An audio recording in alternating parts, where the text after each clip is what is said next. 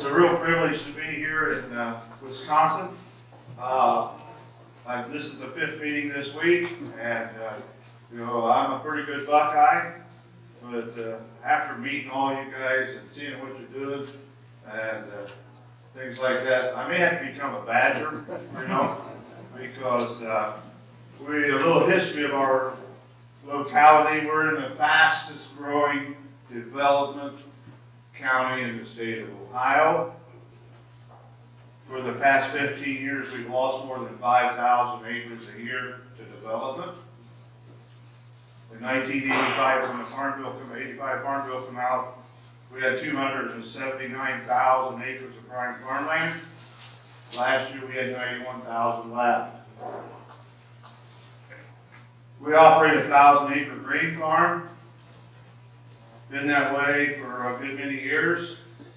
When I was a lot younger and thinner, after 2 years in Vietnam, we started on a tenant farm with 75 Charolais cattle and 25 sows. We took that farm to 200 Charolais cows and calves, 200 sows, producing better than 6,000 pigs a year. Was there for 19 years. Really enjoyed it, and that's where I began my journey with no-till. The first field I planted was in 1969 with an Alice Chalmers planter. No one else in our community is doing it. Today, if you look at the picture behind me, you can come to Dave Brandt's farm and we're always green. Everybody around us is still brown. I don't know why, but I call our farms the oasis among the deserts. You're always welcome to come. We'll always share time with you. So as we begin this journey, that we're going to talk about, what is regenerative ag? And everybody's got their own opinion, and I'll give you Dave Brandt's. And so if we look at the chart on the top of the page there, conventional farmers, I'm going to call them on the very left-hand side of the picture, where they're actually using everything they can to maximize their yields and not make very much profit. As we move toward the regenerative side, we need to think about less disturbance, more diversity. So that's where no-till comes into the situation. We minimize disturbance by not tilling the ground. Not only should we not till the ground and lower the disturbance, but I think as we look at lowering disturbance of the soils, it's reducing our chemicals and our nutrients we're putting on. So as we move on across there, as you become a no-tiller with cover crops, then we start reducing, learn how to reduce. Not all of it, but maybe 20%, maybe 40%, maybe 90% like we are today. And then if you really was feeling good to yourself, you wanted to go organics and eliminate everything, that's as cheap as you can get. So that's kind of how I feel about regenerative ag. Anywhere after no-till, I feel you're a regenerative farmer, And what is the soil health? Here's what we're looking at. This is our profile of the pit we had last year. In 1970, when I bought the farm, that was all Cardington yellow based clay soils. If you got good enough eyesight at the very bottom of the picture, you can see a little bit of yellow clay soils left. So when we look about water holding capacity, because we put more roots in the soil, we have more earthworms. We reduce nutrients that we're using. Reduce erosion. As we talk about erosion, just think national NRCS says we lose 5.7 tons of soil per year throughout the United States.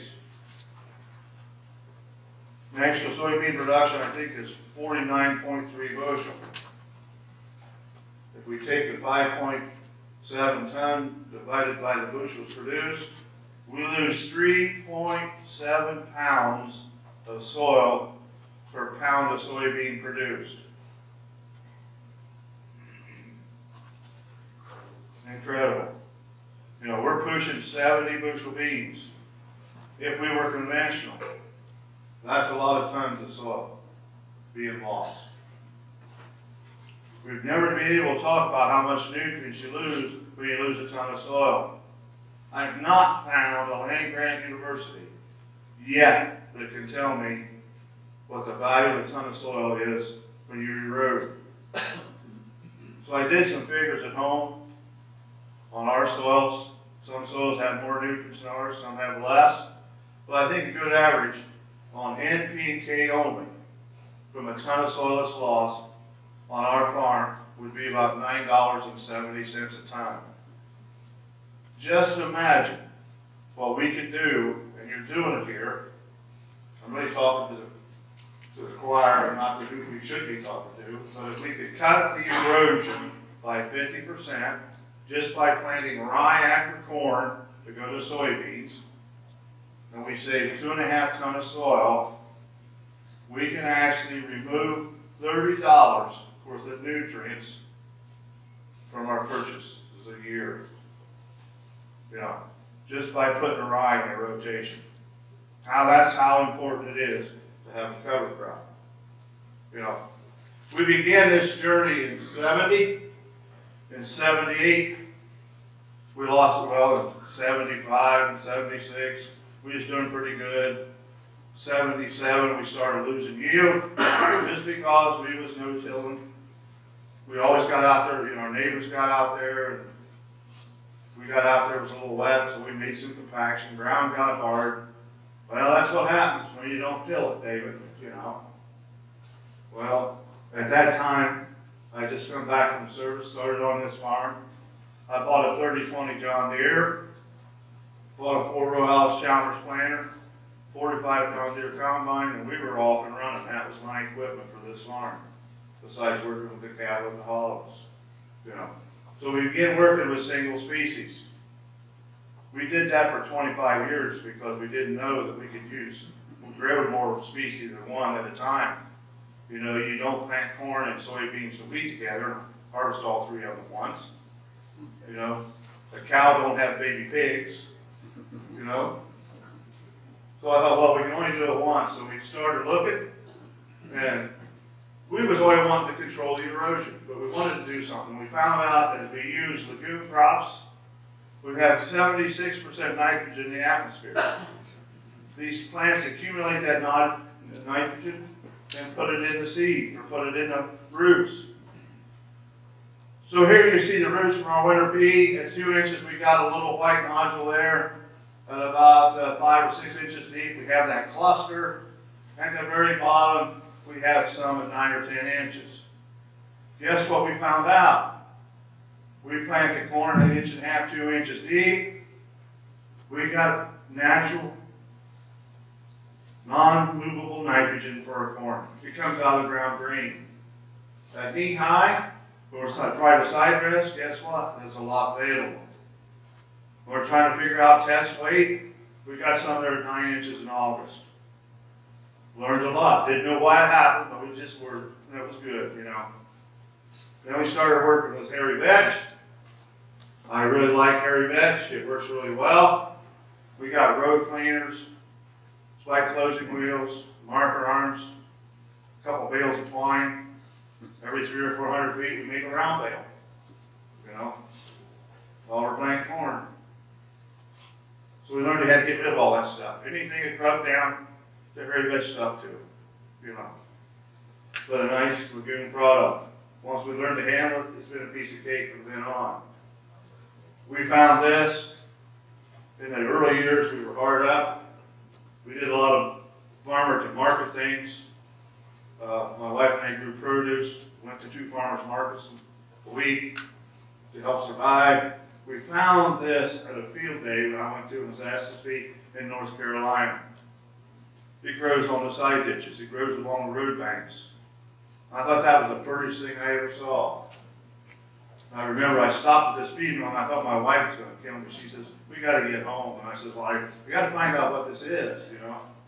So I went in and I says, I'd like to know what that red flower is. He says, that's crimson clover.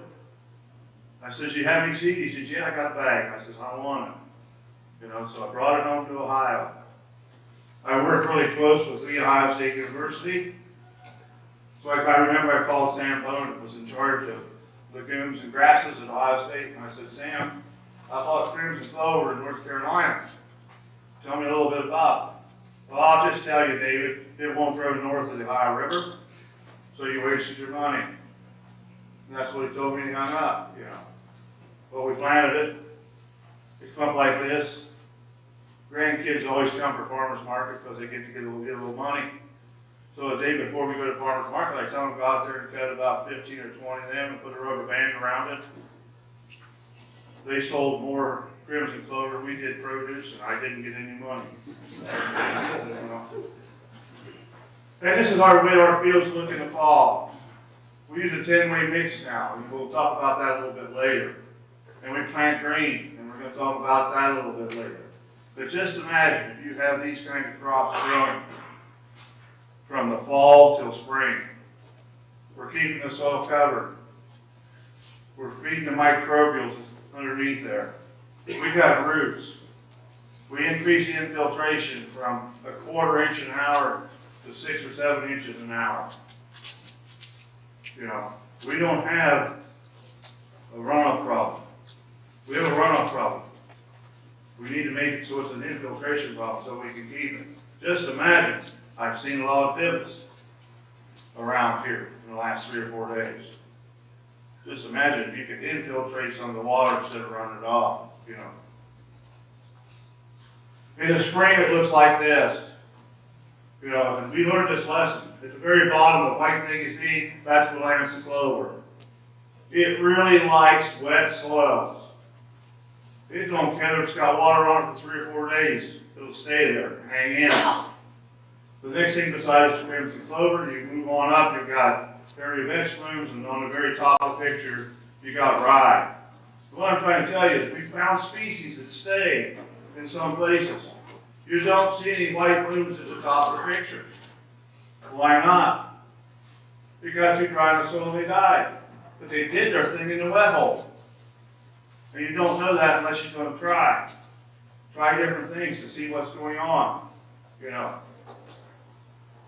So after doing all this, I said to the university, I said, we got all these cover crops out here, and I had them down, and they were looking at them, and they were about 9 or 10 inches tall in the spring.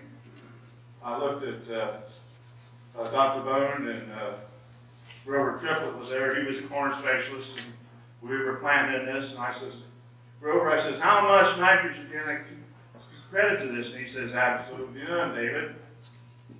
I says, what do you mean? He says, you got to bury that green stuff, and then it'll decompose and give you nitrogen. And he says, you just got to plow. And I says, I can't. So we started a study on our own. We planted every one of those species you see on that screen in about a 5 or 10 acre field. We went from 0 pounds of nitrogen on 8 rows of corn to 200 pounds. We shoved the corn in the fall. We weighed the samples. As soon as and I'll use clover for an example, the clover hit 200 pounds, or the yield, at 140 pounds. So I figured we got 60 pounds. We did it for 5 years. This is the average.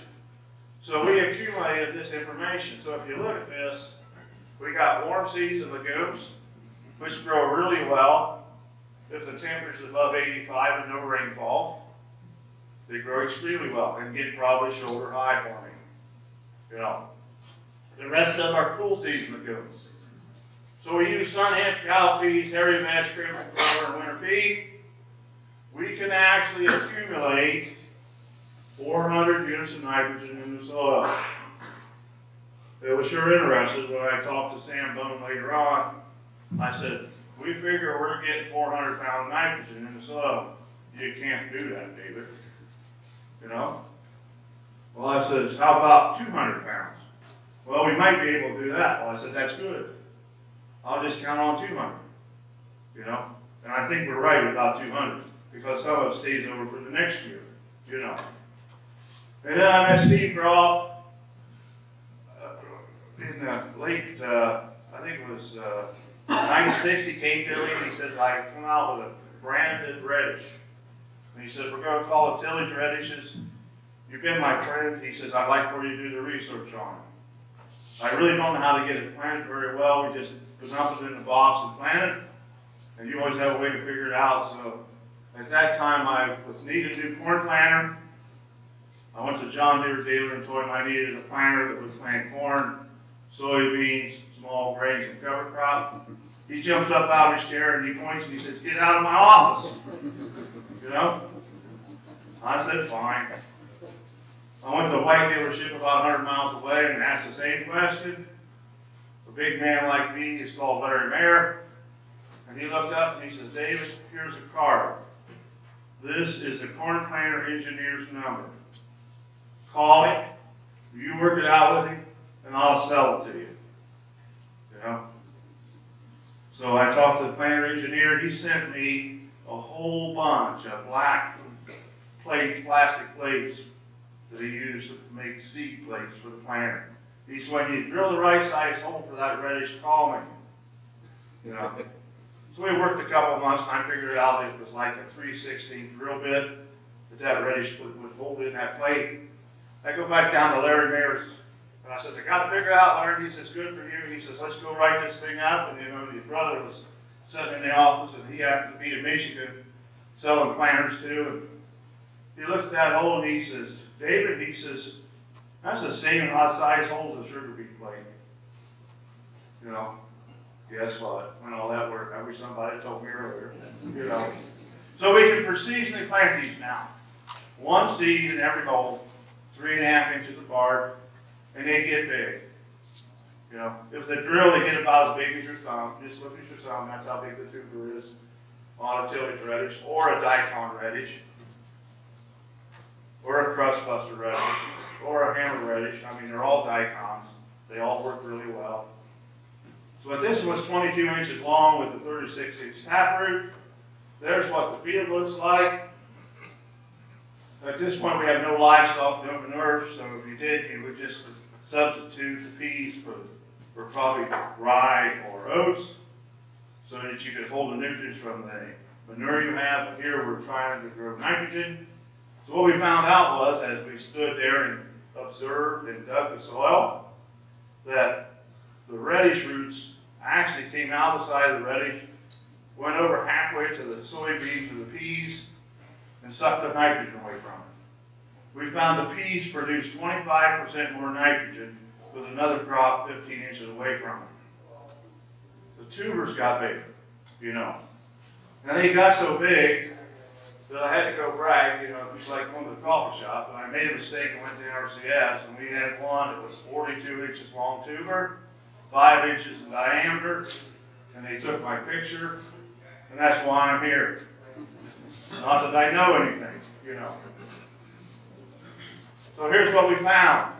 As it grows, it tends to lift the soil. You know. Why does it get so far out of the ground? If you measured that was 7 inches. The plow plan on our farm was 7 inches deep. You know, we watched this. We couldn't figure out why it doesn't. Dr. Lepegism from Ohio State sent some interns down. They did a lot of work. And he decided, and I decided, that we had to have enough weight of that tuber to send a taproot through the hard pan. Because once it broke through the hard pan, the tuber got big again. You know, and then we had another taproot that went 30 inches deep. You know, but the first year I used these, I thought, my, oh my, what am I going to do with this? You know, it's 4 inches in diameter, sticking out of the ground, 8 or 10 inches. You know, and I thought maybe it would just, well, it smells. It smells like a natural gas leak. And it's awful hard to explain to State Patrol and the fire department at 3 o'clock in the morning you don't have a gas line. You know. With this research and our work together, the additional things we found above the soil sample when we planted the peas and radishes is we found 250 pounds of nitrogen in that tuber. We found 23 pounds of phosphorus, 230 pounds of potash, 60 pounds of sulfur, 150 pounds of calcium, and 20 pounds of magnesium. When I saw this, I reduced my starter fertilizer We quit spreading phosphorus and potash in the fall, and we use 3 or 4 gallon now in the planter if the soil is under 58 degrees. I believe in rotations. We can't do this in a corn bean rotation. You're like we are. We're shelling corn and cutting beans in September, October, November, and December. You know, it's hard to get these plants to grow when the ground's cold. So normally you only have about a 2-week window after harvest to get something started. You get plants like this, about 6 inches tall, maybe 3 inches tall, maybe just breaking the ground. We can't develop roots enough to go as deep as we'd like to see them in a corn bean rotation. If we keep them with a wheat rotation or small grains, then we have that 60 or 65 day window to make everything work really well. The thing we have to learn today is as our equipment gets bigger, we'll have to learn how to spread our residue. And I only saw one farm from our farm to here, at 700 miles or 560 miles. One farm, the residue was spread right. Most of them, I saw the residue spread about 15 or 20 foot behind the combine. And then you're going to have about an 8 or a 10 foot gap with nothing. So come next spring, that gap will be warmer. It'll be drier. Where the residue hit it and didn't get spread, we're going to have armyworm, cutworm, seed corn maggot, you name it, it's there because it was moist area, that's where they come and lay the eggs. If you spread it out, you won't have that problem. You know. As we learn the things and put flowering things in our cover crop, we bring beneficial insects. We've not used a fungicide or insecticide for 10 years because we pull a lot of beneficial insects in. And they eat the harmful ones. Ray Archuleta is a good friend of mine. When I get down here today on the way home, I'm going to call him. He was telling me about how many people he talked to up here. I think it was 2 years ago, or maybe it was last year, I don't know. But I got him beat. I'm going to tell him so. You know, that's the fun thing, you know. It's just like you guys work with each other and talking. Ray and I have fun harassing each other, trying to do a better job to present what we do. Ray come up with this fix, I gotta tell you, in 2012. It was the driest summer we ever had in Ohio. We averaged 8.8 inches of water during the growing season. It had never rained after July 1st till the first day of October. Ray was on the farm. We took our wheat off. He says, "You gonna plant a cover crop?" I said, "Yeah." He says, "Well, here's a mix. It's pearl millet, Sudan sorghum, BMR corn, cowpeas, every batch of crimson clover, buckwheat." So I'm standing out there in October or September, and I said, "Ray, what am I going to do with this? It's smaller than I am." "Don't worry, David." I said, "Okay." I worried all winter trying to figure out what we were going to do. Guess what? It was fun. Winter killed most of it. It worked really well. These are my critters that I love to talk about. Everybody tells me they have trouble with slugs. The first 10 years on our farm, we were known as the slug capital of the United States. They ate more corn. They ate more soybeans. We did all kinds of things. The university says the best thing you do for slugs is you take a pie pan, bury it in the soil, you put a little Budweiser beer in it, put a shingle over the top of it, they crawl in there and they die. They were right. You know, the trouble is they had too many other people laying there drink too, you know. But after we learned to use this critter and took away the neonics from our seed corn treatment, our soybean treatment, we planted everything naked for the last 7 years. We found out this thing comes back, and that's called a crab beetle. And he could eat 6 to 10 slugs a night. To clean out his gut in the morning, he eats about 6 foxtail seeds and finishes it off with 1 giant ragweed seed. He's ready to go the next time, you know. And now we have about 6 to 8 of these in every shovel full of soil that we dig out of the ground. We no longer have slug control problems. We've lowered the amount of broad leaves and grasses because of it too. A natural herbicide. So as we learn to do things, this was our 10-way species. Before we learned to put sunflowers in it, it's a green ugly mess in September and October. And we have such wonderful conventional neighbors. They go to our landlords and says, look at that green mess and them weeds Mr. Brandt's got. We'll give you $10 for an acre and we'll make it brown. And we lost some. And I was angry. I'm telling you what, I was angry. My wife says, why don't we put something in there that looks nice? So we figured out we put some sunflowers with the mix. That's 2 pounds of sunflowers. I have 16 landlords that's about 2 years older than I am. You make no mistakes by taking 6 of those in the mason jar. And a red ribbon really seems to excite them. A blue one don't do too much for you. You know? So I've learned every Monday for a month, we'll take them 6 sunflowers with a red ribbon. And those landlords, Dave Brandt, can do no wrong. You know. The one problem I can't do right, they only get it every 3 years. They think they ought to have it every year. You know. That's what makes it fun, people. So here's that gnarly mess in the spring. You know, no one to talk to. Great to see you got these groups that you can share with each other, because when you pull these kind of things, at least somebody will talk to you and say you didn't do it wrong. You know, in our area we don't have that luck. Then we start planting corn. So here it is, a really great year. Everything's running fine. It warmed up in March. Cover crop got big. May the 15th, the soil was 60 degrees. We're starting to plant. You know, my neighbor plants April 1st or April 2nd. Soil's about 45, 50 degrees. Corn comes up 60 days later, 30 days later. You know, he asked me why. I think we forgot what corn is. Corn's a warm season grass. They don't like cold feed. I'm getting older, I don't like cold feed anymore. You know? Remember, corn's a warm season grass, just like soybeans is a warm season legume. Why are we trying to get it out there in April and make it struggle?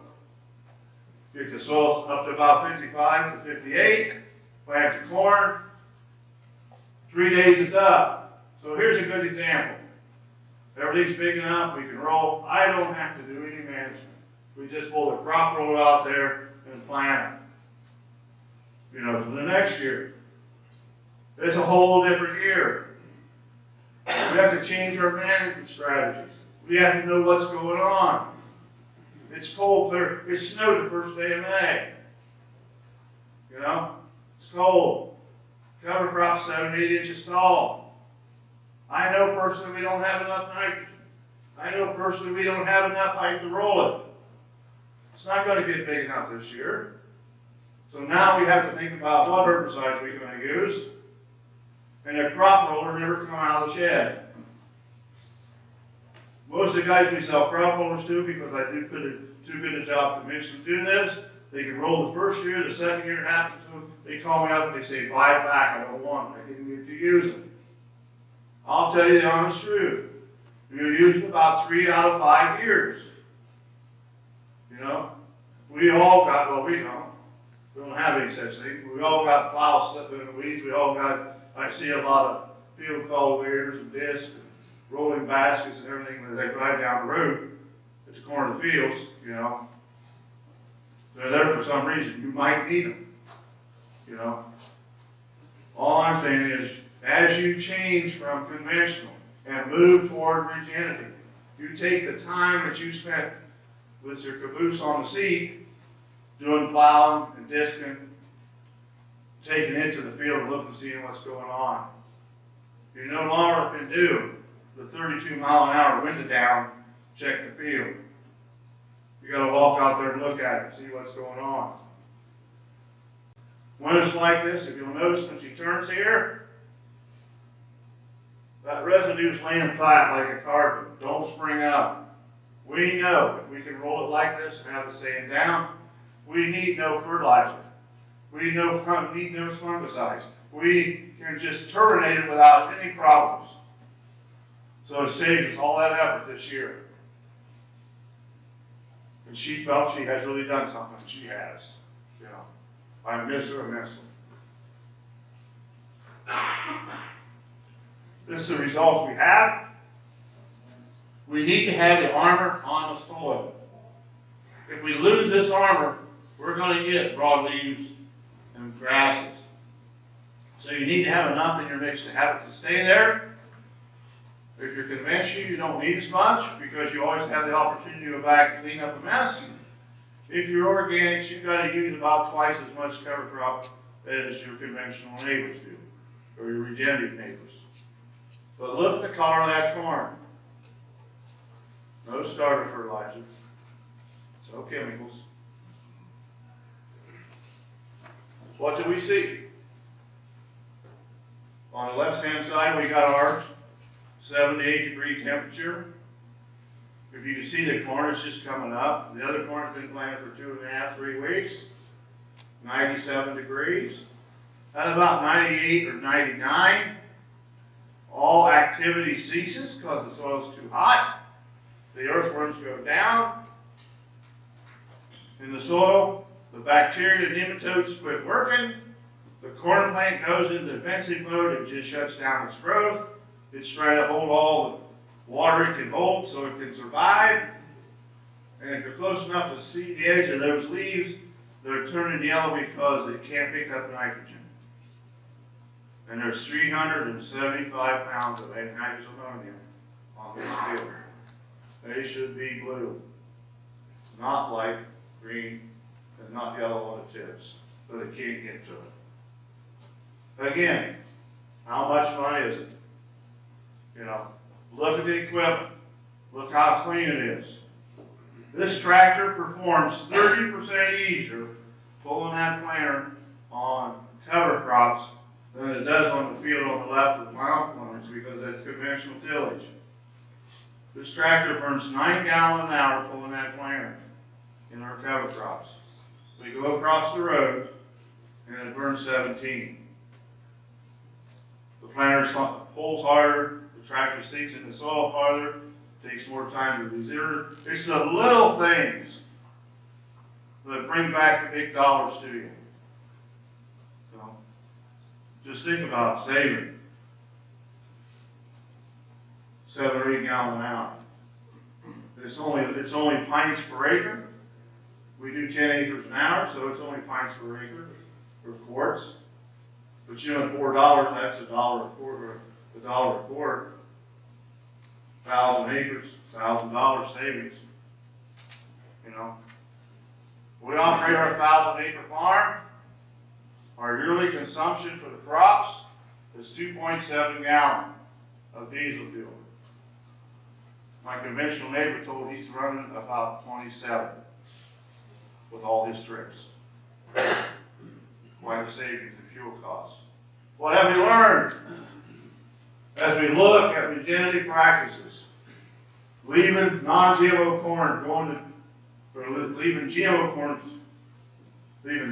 corns and going to non-GMO corns, we end up with more protein. 9% protein in our grains. Right now, my grandson's loading a semi. It's going 100 miles from us to a hog farm. The fellow pays the freight. The fellow pays me 10 cents over Chicago. And we're off and running. ADM would take 50-cent basis, figure out what the moisture was, figure out if there's any FM in it. A trucker would take 23 cents to get it there, so we're making more money. So my agronomist comes to me, and I pay him $6 an acre just so I can harass him, you know, so they very seldom listen to him. But he may have some new idea.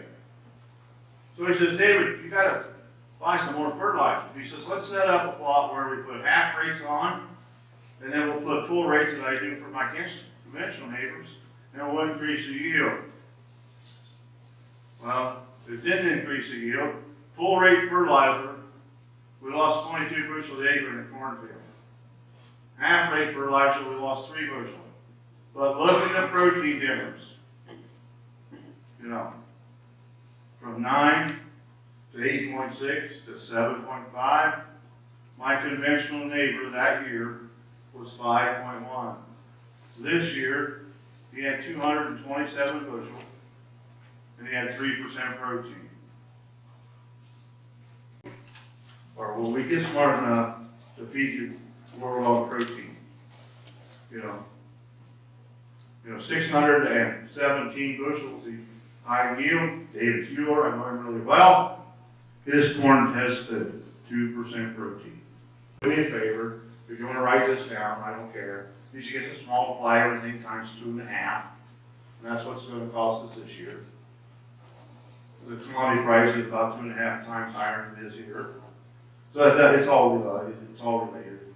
So we got $25 with the cover crop. We got $66 in non-GMO corn. We got an average of $9.72 burn down because some years we don't use any. Well, I try to divide it over the years, the whole operation for the years. We use about $28 worth of fertilizer and nitrogen. And today at nitrogen $1 a pound, we're not buying much nitrogen. You know. Our equipment costs, and this is just maintenance cost, fuel oil filters, tires. You can run over deer antler and get fixed. Grandson figured this out with some kind of computer program he got. Our rent is $150. We got $334. It was worth $3.11. It's $6.80 today. Took 107 bushel to break even at big 192. We made $262 an acre for our fixed cost to be paid. And our fixed cost is not very much. You can plant brown. Early when we started these cover crops, everybody said, well, you got to spray them off early. In the 80s or in the 70s, I worked with Chevron Chemical Company, Fairfield come out. You know, you got to spray it off early there. You know, you may miss a place, so that way when you're planting, if there's a green place, you can go back and spray it again. You know. Well, in Ohio, our weathermen don't get paid enough. You know, and it's going to be clear for 13 days. Go ahead and plant corn. Burn it all, turn it around. Rain 6 inches. Supposed to plant corn. We plant wheat in the fall. Takes that long for it to dry out. Heavy clay soils.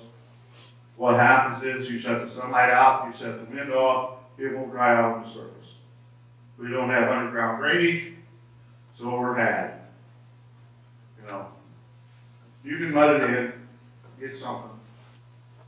This is right beside it. It's green, it's growing. Guess what? That rye, we figured out that year, grew an inch of water every day out of the soil. Our conventional neighbors were out of the field for 2 weeks.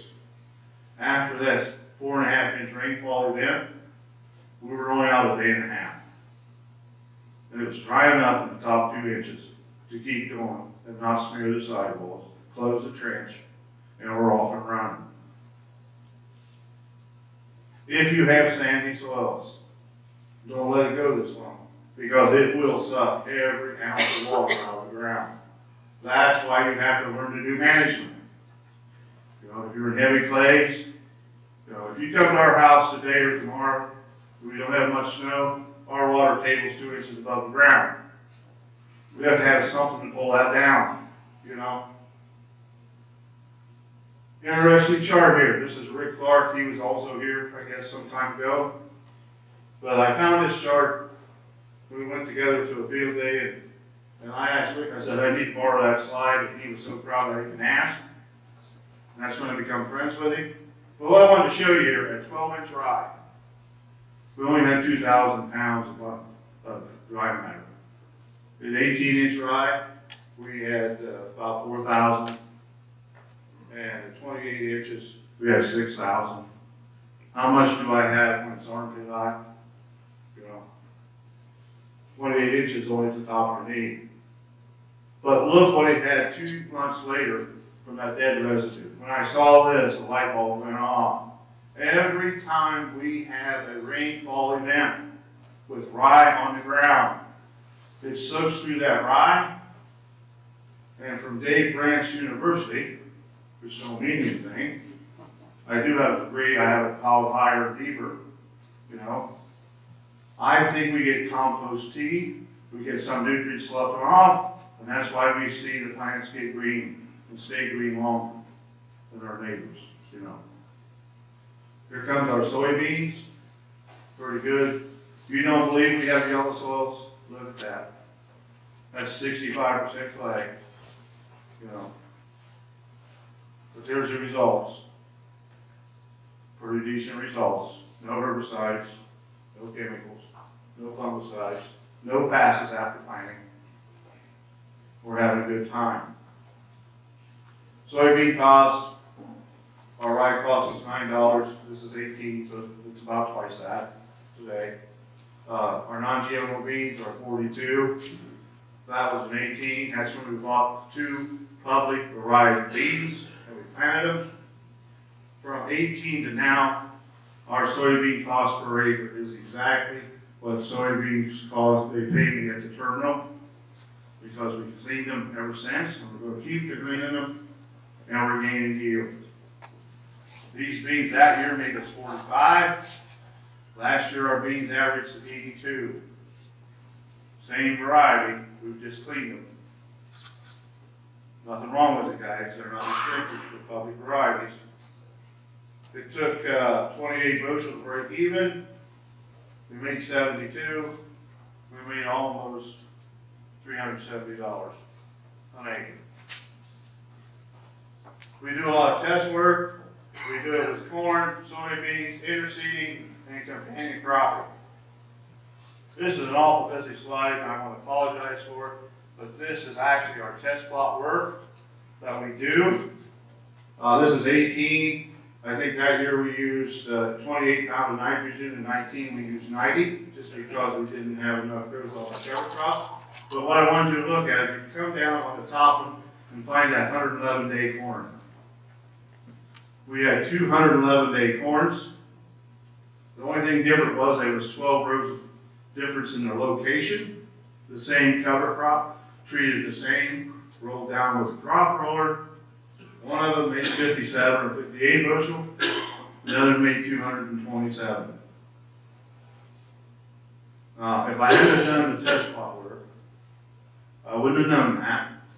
And I've been sorely disappointed with that first 111-day corn from Spectrum. What we found out when we talked to the Spectrum dealer and talked to the breeder, but that first 111-day corn in Indiana makes 250 to 300 bushel corn, conventional. The other 111-day corn makes about 130 to 160, conventional. We asked them why. The first 111-day corn puts on a 3-ounce liter, whether it's 10,000 or 40,000. The other's a workhorse, so it flexes the ear. So when I look at the seed corn company, I ask them, how much will your ear flex? Because I cannot get a picket fence stand. We got wild turkey, we got deer, we got David running over some of the corn rows when we're doing something, spraying or running a crop roller or whatever, you know. But the next year we did a little better. If you look down there at Tommy Boy, you'll see the proteins on them grains. Tommy Boy's an open pollinated corn. We grow to feed 25 or 30 hogs that we sell to our consumers. And it was 11% protein. Today, our 4 harvesting corns we're growing is lemon yellow, red 5, and blue courage. And our blue courage has 14.5% protein, our red 5 has 12, and our lemon yellow has 13.5. We don't have to buy bean meal for finishing ration for the pigs, you know. Some things we do, this is our high boy sprayer. We spray with it in the summer or spring. When we're done with that, we take the tank off, put that Montag air seeder on it. It was the only one we could find that only needed 5 or 6 gallon oil to run it. The rest of them are all calling for 8 and 10s, and we don't have that much extra oil left to run stuff. So it worked pretty well. We put a 2-inch PVC pipe on, reduced it halfway out to 1.5 inches, and at the very end it's 1 inch. Those are 3/4 inch drop tubes, 36 rows at a time. At 8 miles an hour, we can blow 10 different species successfully. We're doing a lot of work with interseedings, and I think this is the way the future is going to be. Just because you can actually side dress. Here we're running in some urea if we need it. This happens to be a Pennsylvania farmer friend of mine, but he runs urea in and cover crop at the same time.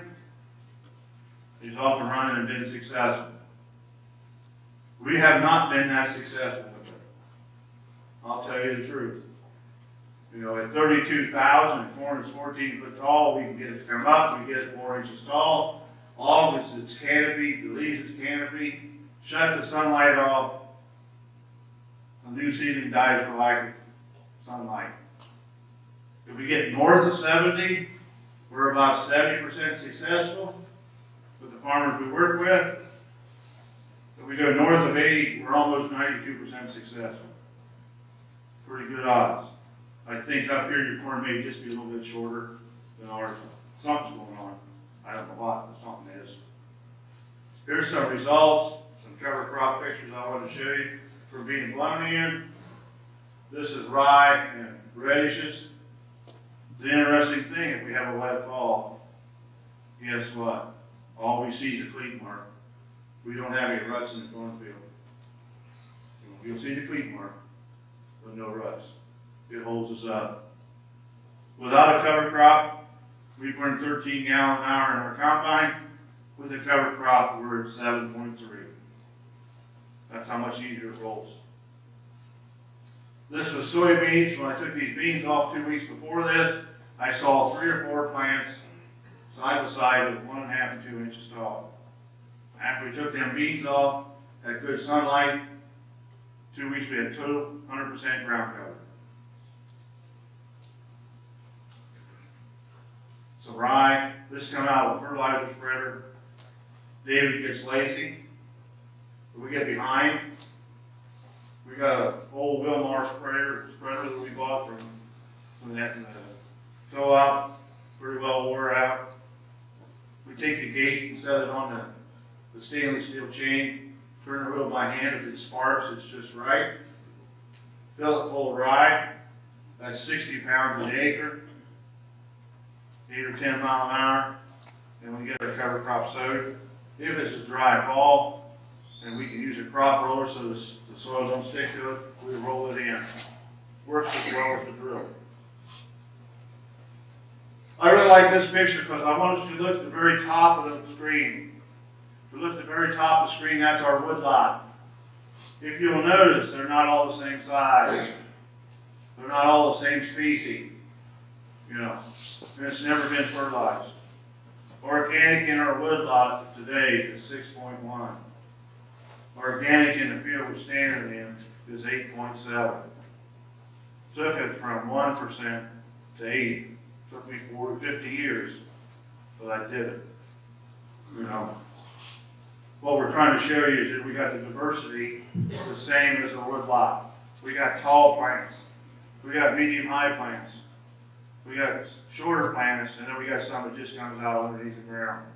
With those 10 species, we can do that, and it makes it interesting. We're starting to utilize our covers. Didn't know we could do this. We got some livestock people that runs out of hay during the summer. So we're able now to let them take half of what we see. And you can see it's about 1/3 walked on, 1/3 ate, or not quite 1/3 ate, and about 50% of it left. This is when we move them. These calves in the last 4 years are not the same calves, but every year we We lease our ground to them. They gain 4.5 pounds a day. Bring them in weighing 600. They leave weighing between 950 to 1050, depends on how well they go. Take them to the slaughterhouse and they sell them as grass-fed beef for a pretty nice premium, you know. And we pick up $2.50 a head a day for letting them eat our cover crop. And they're there about 79 to 80 days. Here they are the first time we turned it in. We found out the first paddock we put them in, we have to take a truck, brush hog, and not turn it on, but just make a path in the field. So they'll go in. They'll stand at the field, at the gate, till you make a path for them. And after that first paddock, it's no problem. You know.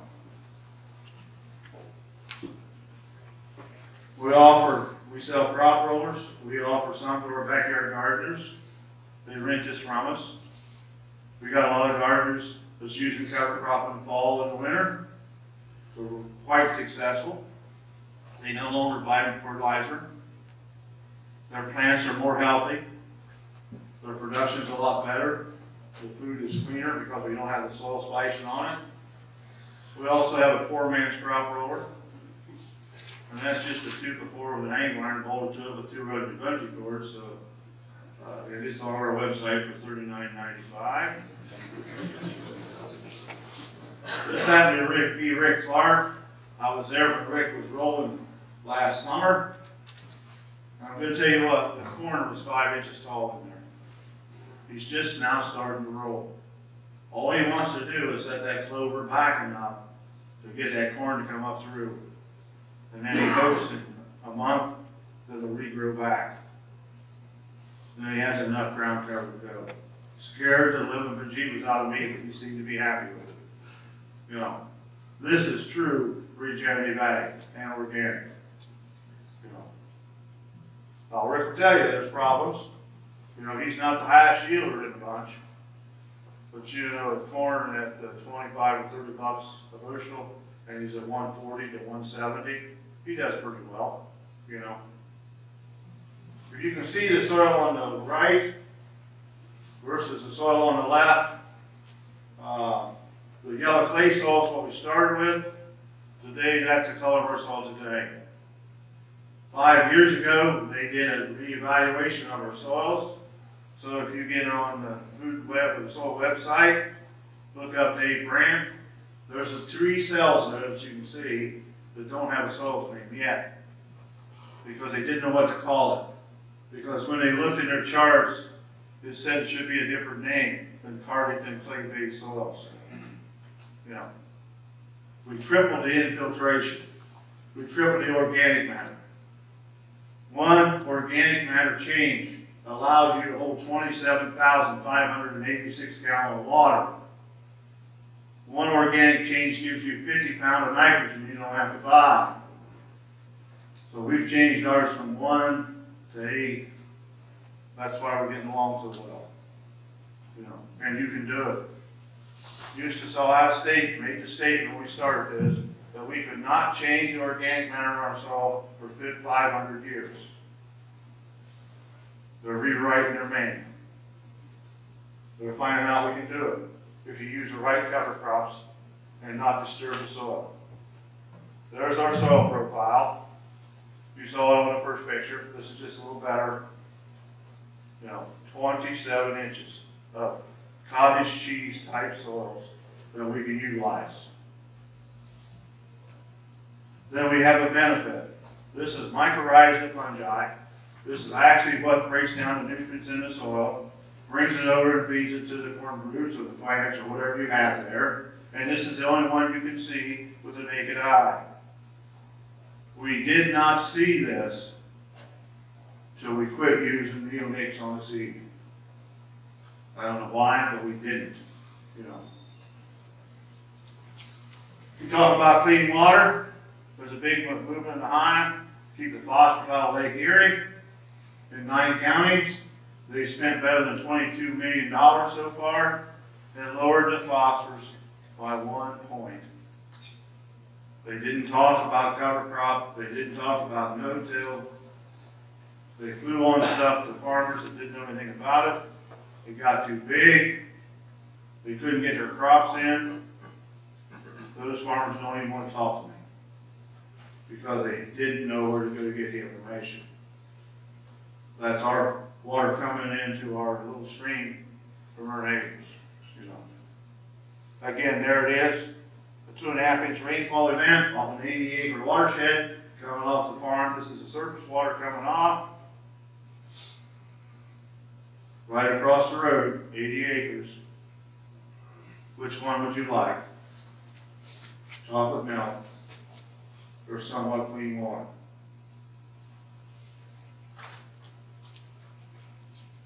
Yes, we can have you. In front, you'll see we've got a cover crop in for next year. This is the corn behind it. Always try to keep a living root as long as possible. That will help us, you know. You even have green living roots underneath the snow out here. They're not dormant. They're growing. You may not see very much top growth.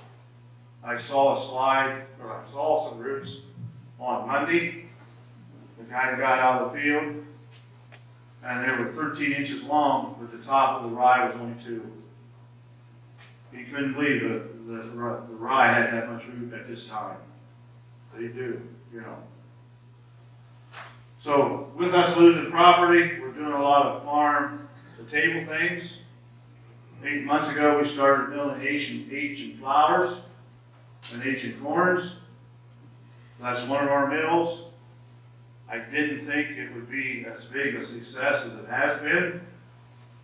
We went on the internet and just made it available. Today we get about 150 pounds a day orders to be shipped all over the United States. When we can process ancient wheats that only yield 25 or 30 bushel to the acre, but our rye-corn wheat that we process, it's $120 a bushel ground in flour. I don't need 100 bushel wheat, you know. Sorry about that. That was our bigger mill. Now I just want to try to finish up. You know, we always have a rainbow at the end, and that seems to be ours. The utilization of cover crops, not disturbing the soil, reducing the nutrients. Someday, we may be able to go out without any. That's my goal. I haven't found it yet. So now we're getting involved in looking at compost teas, those kind of things that will help us, and maybe eliminate some of the production costs we have. At this time, I'll take any questions. Got you all confused. We eliminated seed treatments when we did that. How long did it take to get the beneficial bugs in there that did damage to the soil? We saw those come back within a year. The year we took the neonics off in the fall, we saw the crap of people. So the same year we saw results. And they just get thicker since we've done it. I mean, we have more and more beneficial insects. What kind of setup are you using for the tea that we're talking about? Johnson generator or something? We set up a Johnson Sioux reactor, and it's perking away in our farm shop today. We were going to leave it outside, but we found out if we keep it in above 50 degrees, it'll continue to work all winter. So we're actually taking compost tea off of it probably every month or month and a half and storing it.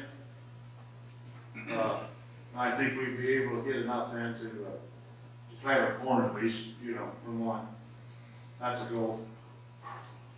There's several companies out there that are trying to make compost teas and sell them. Yeah, I don't know much about them yet. I do know we've had a lot of people that come and want to sell us a mug and a jug. And we find out they work really well if we pick up a new farm, especially from a conventional farmer. We'll see probably a 1 or 2 bushel increase, which may help pay for that product. But as soon as you put a cover crop in that field, we don't see any results. On long-term no-till, like we are, and we use it, we actually depress our yields by using bugs in the jug on our farm. Yes, sir. When you use your compost tea, are you applying directly to the seed or in furrow? We're gonna try to use some on the seed, and then we will put probably 1.5 or 2 gallon on the seed with a seed ferment. That is my goal. Hopefully it'll work. Grandson's a little iffy about it. He's thinking we might have some trouble with plugs and nozzles, but well, maybe we just have to filter it more to see, you know.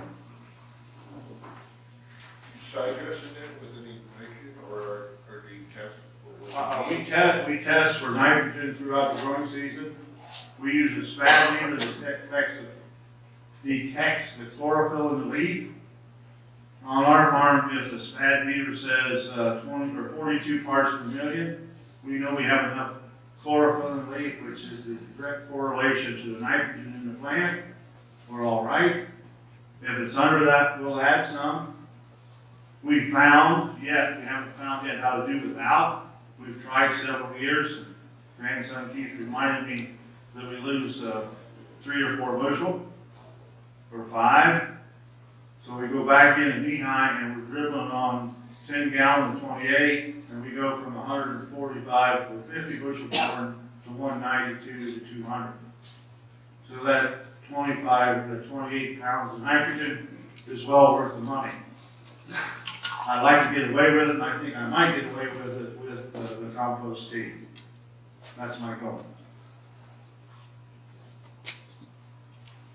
Yes, sir, right there. Your 3 open pollinated corn, can you run through the names again and the percentage of protein? The lemon yellow has 13.1. The red 5 has 12.7. And the blue barrage is usually around 11 or 12, just depends what year we grow. And that's a 3-year average of those proteins. Does more sunlight make more protein? Question was, does sunlight make more I protein? mean, if you have a wetter year or a drier year. I haven't seen much change in the protein that way. You know, I think sometimes we get a lot more, if we get more sunlight, we get a lot more photosynthesis happen. And we may gain yield that year, we may be 5 or 6 bushel higher than a yield if we're cloudy all year. You know. Yes, ma'am. What cover crop species are you grazing, and can you explain your cover crop rotation in the grazing scenario a little bit more? The question was what cover crops we use for grazing. If we know we can get cattle to come, we'll use a lot more grasses. You know, we'll put a lot of warm season grasses in that mix, which would be sorghum, Sudan, Egyptian wheat. Is really good. Those are all 3 plants that if they have dew in the morning, they'll grow and do really well. They add a lot, they bring up a lot of nutrients. All those 3 bring up immense amounts of potassium. They bring up immense amounts of iron and zinc and copper. I don't know where it comes from. I guess I don't care. I just know on our soil samples we see the readings go up. And then we'll make sure that we have 2 cool season grasses in that, which is normally rye and barley. And then we'll go with 3 cold season legumes, which would be hairy vetch, winter pea, and crimson clover. And then we'll put 1 brassica in there, which is normally a turnip versus a reddish, because the turnip will have a bulb. So in the wintertime, we can go back and let them graze those bulbs out, and they can gain a little bit of weight there. And then we'll use 1 broadleaf, which would be a sunflower or flax, something similar to that. And it keeps the field looking good. And you always remember to try to leave 50% of that to come back. On the field, Rick came over and he says, if you're so damn smart, son, young man, he says, make this thing work. I got looking at it, and it's got a front row gang of coulters, and they were 3/4 to an inch off the seed disc. So they had 2 strips of work ground, and the seed disc wasn't even close to the coulter. So I showed him how to wrench on it, and we pulled it up, and it started working better. He says, I just can't believe we didn't know that, you know. So we became friends. He come to our farm, took our soils when he started his seeding test, and used our soils to base everything he did. So he's fortunate enough that we could send him soils any time of the year, and it wouldn't cost us anything. So I have a stack of soil samples this tall because we sampled every week. Then we went to every month. Then we went to twice a year, and we found out the best time to sample was 2 weeks before planting if the soil temperature was 50 degrees or higher, because that's when the microbials and the bacteria and all the critters in the soil are starting to move. That's when you get the best reading, you know.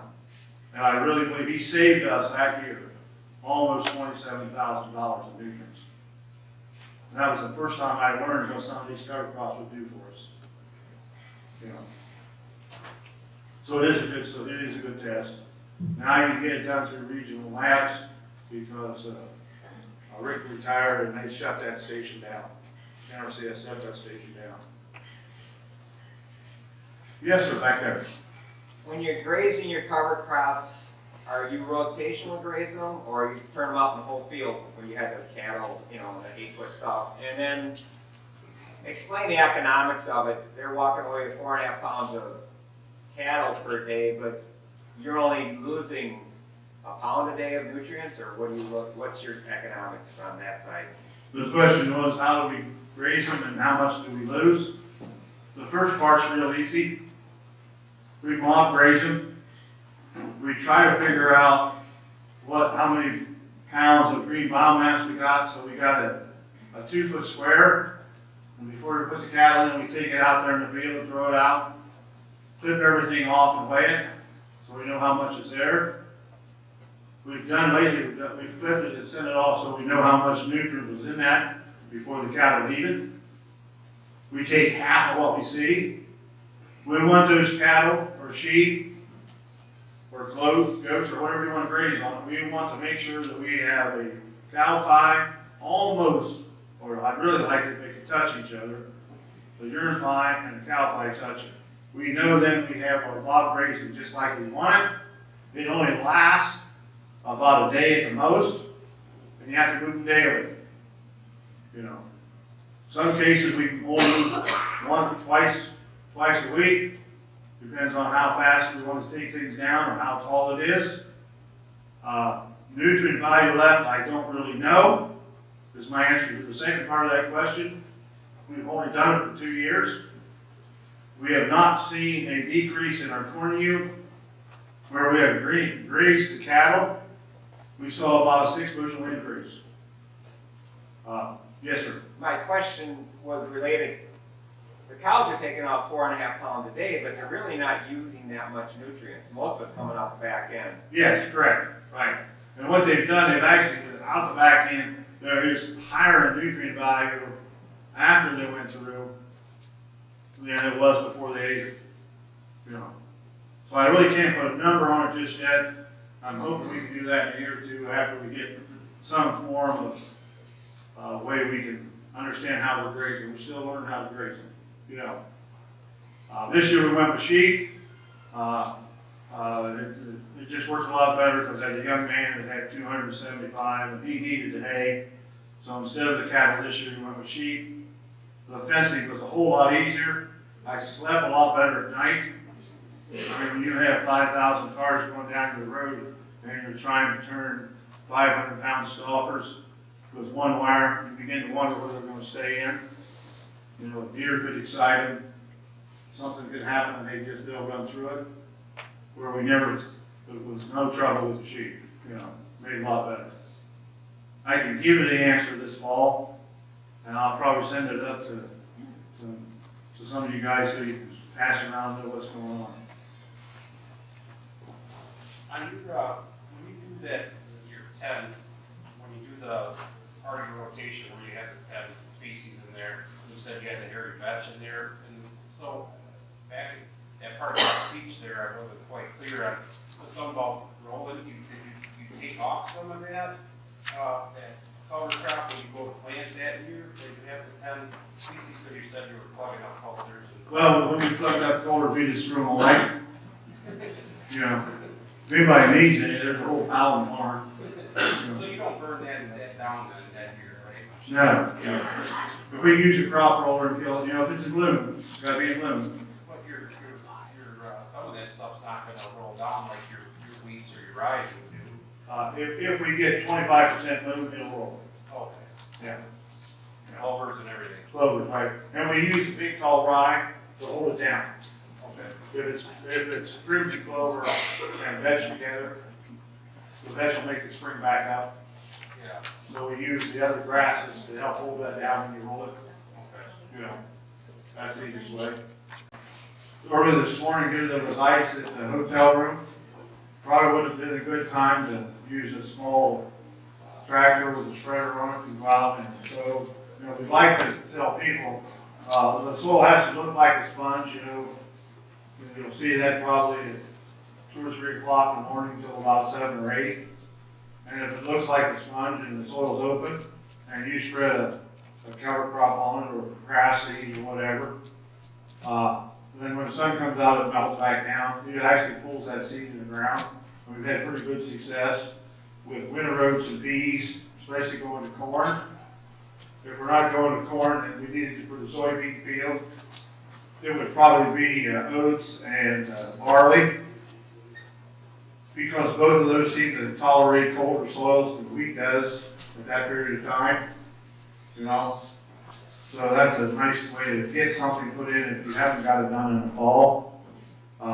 It's really tough to run it real early though, when the soil's, you know, I've actually run in the snow with a drill to put stuff in, and we've had success. But it seems like all the neighbors run off the river going by for 30-foot drill in the snow, you know. So, but sometimes you have to go to that. Yes.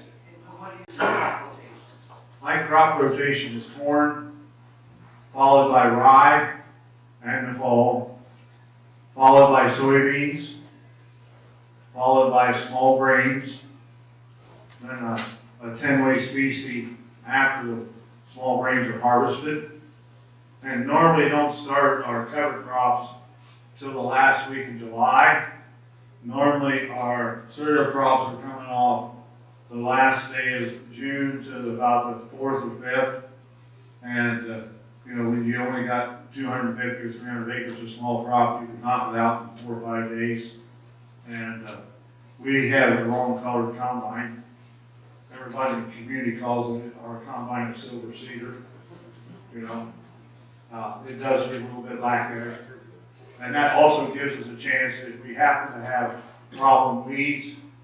You know, maybe we got some Johnson grass problems coming up from the river bottoms or from the geese that fly over, or the deer that bring it on their back, and it comes up, we can correct some of those problems with a burn down. We use more herbicides after wheat than we do any time else. You know, just to clean up before we go to cover crop. Other questions? Right here. Yes. When you talked about your rotation of your cover crops, with your small grains, would you say that is your best period of time to build your organic matter through your rotation, through the next that you're planting, and the longer growing season? If I follow you right, do you think that the longer growing season to help our covers? Is that what you're trying to say? With small grains, I'm assuming that you're planting your small grains throughout your whole rotation, crop rotation. Yeah, yes, yeah. So what I'm saying is, are you building up your organic matter the most at the time that you're planting these cover crops after your small grains because of the longer growing period? Oh, yeah, most definitely. You know, if we can get, for an example, if we can get 20,000 pounds of green biomass before frost comes, we can increase the organic matter of 0.5%. If we can get 36,000 pounds by frost, we can gain a point, a whole point. We've been fortunate enough the last couple of years to have 48,000 pounds, and we're putting about 1.5 points on our organic matter 6 inches deep. And if we go down deeper, from 6 to 18, we can increase it about 0.25% that same year. Because our roots are going down that deep now, you know. Any other questions? Yes, ma'am. Yes, sir. Dave, when root aggregation occurs, am I under the impression that is it the right word, rhizobia bacteria will fix nitrogen from the atmosphere in that limited oxygen environment? Is that? That's correct, yes. So it's not only the root nodulation on the plants, these aggregates are creating a limited oxygen area to Right. pull nitrogen out of the air. It's limited, you know, it's not a big number. You know, in some places we've seen as much as 8 or 10 pounds. Average, usually we see 3 or 4 pounds more. You know, it's not giving us enough to grow a crop, but we are increasing by the aggregate around that root that's actually giving nitrogen off. You know, when we talk about biologicals in the soil, and David never had much of a, you know, I graduated from high school and that's about it. And I didn't like that at all either, so I didn't learn very much, you know. But, you know, if we look at the critters in the soil, and as we move forward, we do a lot of what I'm going to call food grade soil testing. And that actually gives us a count of the bacteria, nematodes, protozoas, spiders, all that good stuff. And it's about a $250 sample. I only do it once or twice. You know, maybe on a new farm we'll pick it up. I don't know what them numbers mean. I mean, they'll send you back, you got 48,000 bacteria, you got 27,000 protozoa, you know, on it goes. And then I do my uncle's farm, it's conventional, and he's got 96,000 bacteria, and everything else is 0. So he has no way to break that bacteria down.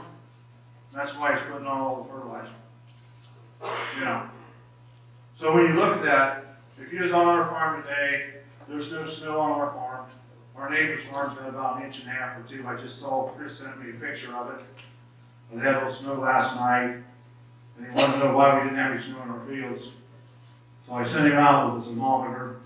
It was 28 degrees this morning there at 7 o'clock. Our soil temperature was still 34 degrees. You know, and the neighbor's was 28. So what I'm trying to tell you is we've got in equal weights to make this kind of heat in our soils. 4 1,200-pound cows and 4 calves. If you look at my neighbor's farm or my uncle's farm, you know, I picked on him because he's 96 and he still does chisel plowing and he still works the ground and replanting his crops. I'm so glad he can go out and do it. You know, that's a wonderful thing to accomplish at that age. But he's got 1 200-pound starving calf equal. That's why his soil's so cold. So we've seen a lot of benefits from our cover crops. Other things that we didn't think was happening, you know. When I get so excited to figure this out, and, you know, we've learned by planting a cover crop, taking a soil sample when you terminate it, and see what changed in your soil sample. You know, I don't have a soil sample regimen, really. I would probably do it every 3 years, but we're introducing so many different species in our cover crop, we want to see what it brings up, you know.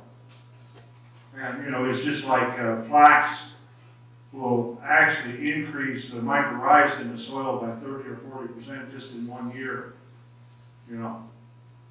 If we look at Ethiopian cabbage, somehow and somewhere, it'll bring up 2 or 3 pounds of copper. Where iron, some of our soils are iron deficient, we'll see 3 or 4 pounds of iron, you know. We'll see magnesium coming up, we'll see boron coming up. An interesting thing we see as we blend these cover crops, all the nutrients seem to come up in balance. We no longer see a low reading of magnesium. So look at the ratio, you know. And again, a lot of guys have got different ratios, but you know, a ratio of 4-to-1 or 6-to-1 or 10-to-1, that's what they want to see, magnesium to zinc or magnesium to iron, and that's what we carry. I don't know where it comes from. I just know it's happening and I'm tickled if it does. You know? Other questions? Yes, sir, right there. I inherited a small organic farm that is littered with Canada thistle. Is there any advice how you get rid of that? Do you want to use a herbicide? No? It's okay. I was listening to, I can't remember the fellow's name, he's out of New York, he's an organic specialist. And he was saying that if you use barley, flaxseed, and peas, those roots put off an enzyme that will actually eliminate the thistle. Whether it's true or not, I don't know. But, you know, he was also talking about foxtail control, and that's where we have trouble.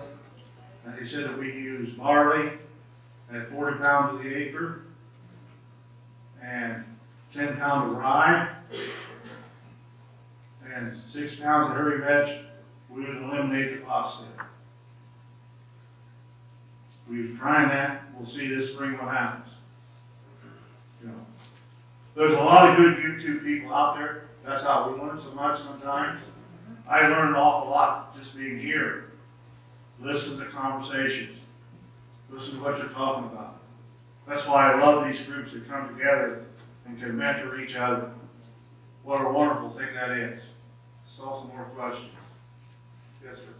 I got a customer that does my wheat for me, and I have a lot of respect for what he tells me. He likes me to wait till the wheat's good and dry. But my understanding might be better to go a little earlier, with the covers on it quicker. The question was, should he harvest his wheat really dry or harvest it a little wetter? If you happen to have a dryer that don't catch on fire, you know, I would dry the wheat, because if you can combine 17 to 18% wheat, you'll increase the yield and the test weight by 2 or 3 pounds, increase the yield by 3 or 4 pounds, which more than pays for the cost of the running through the dryer. And normally in July and August, it's hot enough, you don't have to use an LP, it just needs air.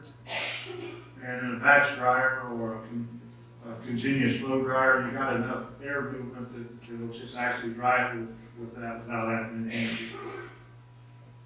We try to cut it 17% because it just stays in the combine a lot better. And it also helps to keep the vomitops in the way. The damper you cut the wheat, the less vomitops. In our case, we have to worry about what they call dawn. I got in the flour business, didn't know much about it, started milling flour, and we had this nice bakery chef come, and he says, David, he says, how much dawn you got in this? And I said, hell, I don't know, I just took it out of the bin. You know? Well, he says, it better be tested. Because in flour, we only want 1% dawn or less, and dawn is vomitops. I had my wheat tested, which I thought was the best wheat we'd ever grown, and it had 5% dawn in it. So we had to quit milling it. We did talk to another miller, he says, put it in your bin, blow air on it for 2 weeks, take it back out, and the dawn will be gone. And it was. I couldn't believe it. You know. But I was sure an upset farmer trying to grow the best artisan wheats we could grow, and then figured out we couldn't sell it. I was down the mouth for a couple of weeks, you know. Other questions? Yes, sir. You fertilizer covers? Question is, do we fertilize our covers? First year, maybe 50 pounds, because that soil's highly bacterial, and there's not enough other critters to break that bacteria down. So we're trying to get that cover crop started. And we found 50 pounds of some analysis, and I don't care what it is. It just seems to really help it get started. You know, but after that, no. You know, because we're starting with a degraded soil, and we're trying to improve it. You know, and I think that's how we've gained some of the landlords we have. They know that we're not robbing from them. You know, we changed our contracts about 9 years ago. So now when we take on a farm, or even with our older landlords, we pulled a sample and we decided to do this. Showed them what the phosphorus potash was, the calcium, the pH. And I says, if we leave this farm, it will be this or higher. If we lower it, we'll pay you more if we leave. If we're higher in potash and phosphorus, we know what we have to pay for that. And sometimes our landlords will say, we'd like to have somebody move on because they're going to give us 50 more bucks an acre. And we sit down with them and we show them how much we've increased their phosphorus and potash levels. And it would cost them sometimes as much as 100 bucks an acre to get rid of us. Because we've improved their soil that much. And they never say another word when you show them that you've changed their soils. They probably changed their organic matter by 2 or 3 points. And today there is a price for organic matter, that's the carbon. So you can actually tell them how much carbon credits they could get. You know. Other questions? We can talk about the carbon, you know, how do you measure that? There's test for it. There's a test for carbon, yes. Yep. Does legumes chew up carbon? Legumes chew up carbon. That's why in the corn bean rotation, you know, when you put those beans in there, you cannot gain organic matter because the nitrogen fixing plants that put nodulation in the soil makes the microbial activity 3 times faster. In other words, it's just like putting them on a drug. So they give off more enzymes and more nutrients. So you actually lower your pH and your organic matter about 0.2 of a point in a corn bean rotation without a cover. Aren't your legumes chew up? You know, they can We put enough grasses with our legumes and our mixes that we store it. So it's like you've got a wrench there holding it down. You know. As long as you keep your cover crop balanced with 2 or 3 grasses with your legumes, you'll not have a problem. And I speak from wisdom. I know 11 years ago I thought I was really smart. I thought I had it figured out. You know. So we planted 10 nitrogen fixing plants. Sent a soil sample to Rick Haney. Got it back. 1,150 pounds of nitrogen in the soil. Big red letters on the soil sample he sent me back. Good luck and call me. Well, it's plant time. We went to the field with a 6-row John Deere planter. Started planting. Couldn't get the fluted culver or a disc blade to go in the ground. Went back to the shop and put 500 pounds of suitcase weights on top of the insecticide box, ratcheted it down, went back to the field, and it still wouldn't go in the ground. So I called Rick, I said, you put this note on there, and I thought she was just kidding me. And he says, I wonder when you call me. You know? And I says, what do you mean, Rick? And he says, you greedy idiot. You thought you'd get all that nitrogen. And he said, that's the exact pounds we put on in the Philippines along the ocean to make runways for airplanes. You know, I said, how do we correct it? He said, don't plant corn. Wait till it rains and loosens a little bit and get 3 or 4 circles in it to get some grass roots in there, and that'll soften the ground because they'll pull the nitrogen out of the ground. And that's what happened. You know, so words of wisdom from an idiot ought to know it all. You know, don't get overboard with your nitrogen fixing plants. Always balance them with a legume plant, because if you look at a wheat crop, when you take that wheat crop off, your carbon to nitrogen ratio is probably 60 to to 90-1. So it's really got a lot of carbon in the soil, and it's tying up the nitrogen. So when you plant corn in that residue without any cover crops in there, the corn comes up yellow. Because that that cereal crop has taken that much nitrogen out of the soil. But I like to see a 30-1. University says anywhere between 30-1 to 20-1. It's the same ratio. It's just the numbers are different. If we can keep it that way, it works really well. That's when everything works good. So always put at least 1 or 2 grasses with your big plants that you want to use, you know. Another words of wisdom that we didn't know until we didn't have success, we found a lot of legume plants wouldn't set nodules, you know. We couldn't figure out why. Well, the plant or the soil had never seen those plants, so there was no bacteria there to tell us that it needed set to nodules. So you have to get the right bacteria on that plant for the right inoculant to build those nodules. So don't think you can use soybean inoculant on cow peas or other peas to make it work. It don't work, guys. So whoever your seed salesman is, if he puts seed in your truck and he don't give you inoculant or don't tell you it's inoculated, listen to David and just tell him to unload the truck. Because you're wasting your money and you're not going to be happy. Yes, sir. All your cover crop seeds should have inoculated? Yes. Okay. Yeah. And we found a company that would actually put all the bacteria in their mix. But we're down to one company using a multiple species bacteria to put on our multiple species cover crops. You know.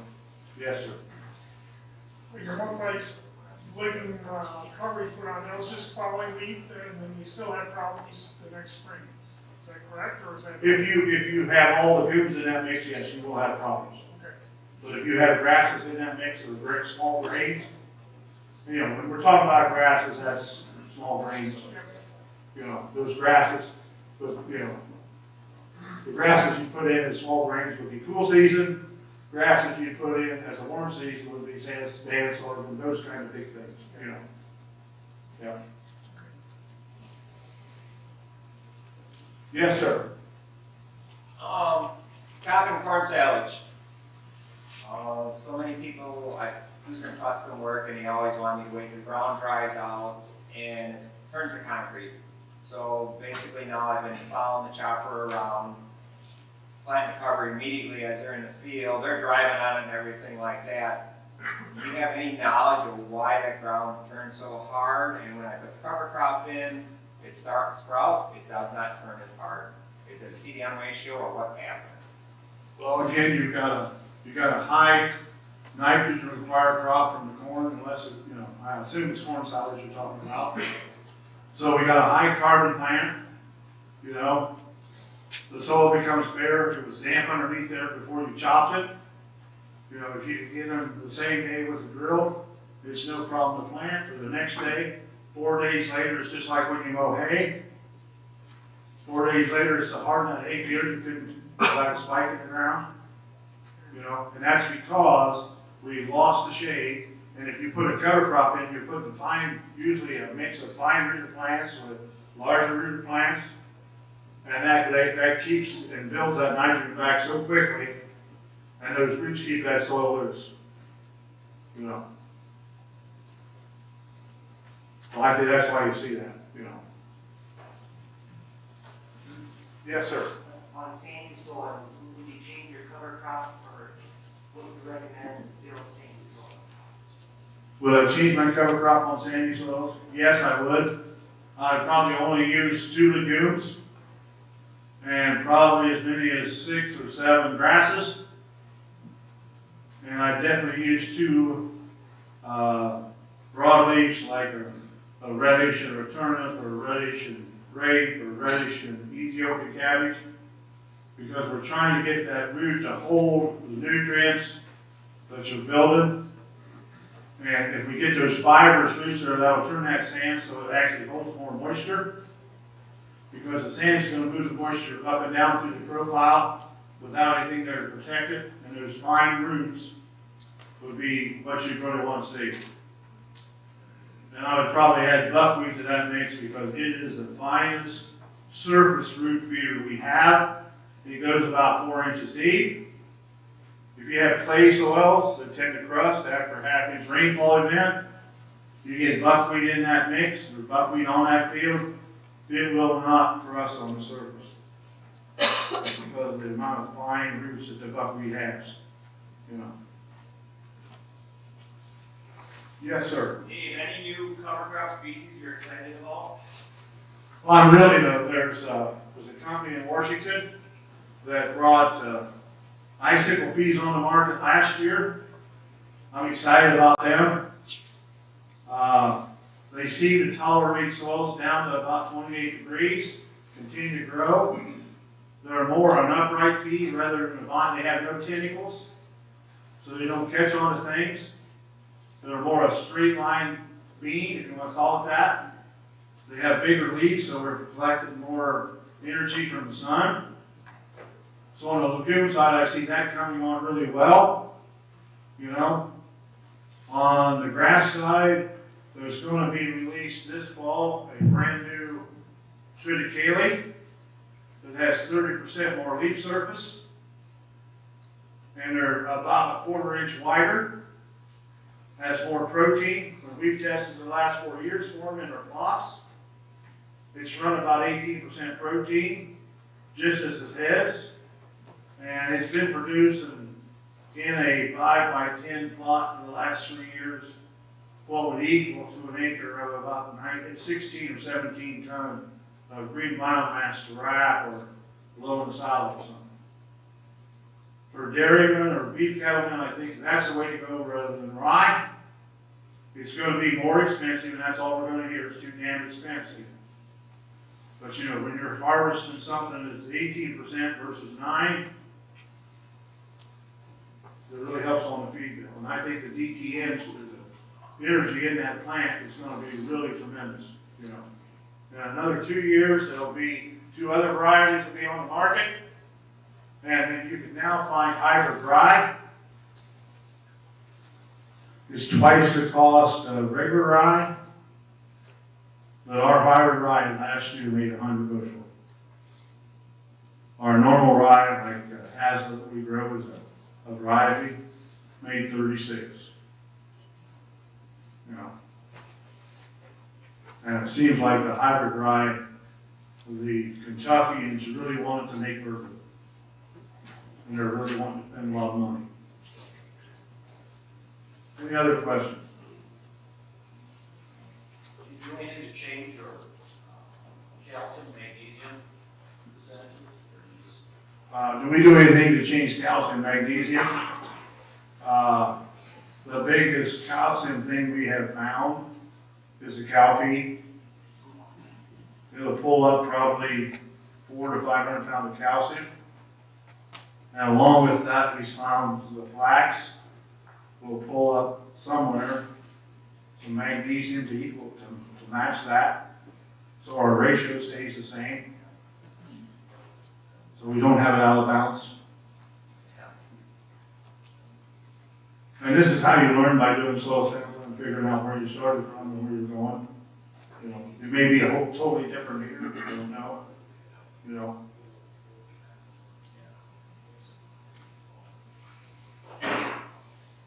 Anything else?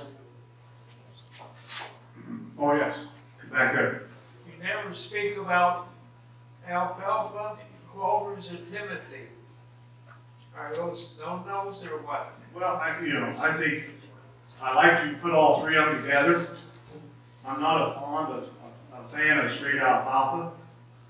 You know, I really think that you need to have alfalfa, clover, timothy, orchard grass, because you got 3 or 4 species there that's going to respond a lot quicker to what's going on, and they tend to keep the balance of the nitrogen ratio more in check because you got a plant that's creating a lot of nitrogen.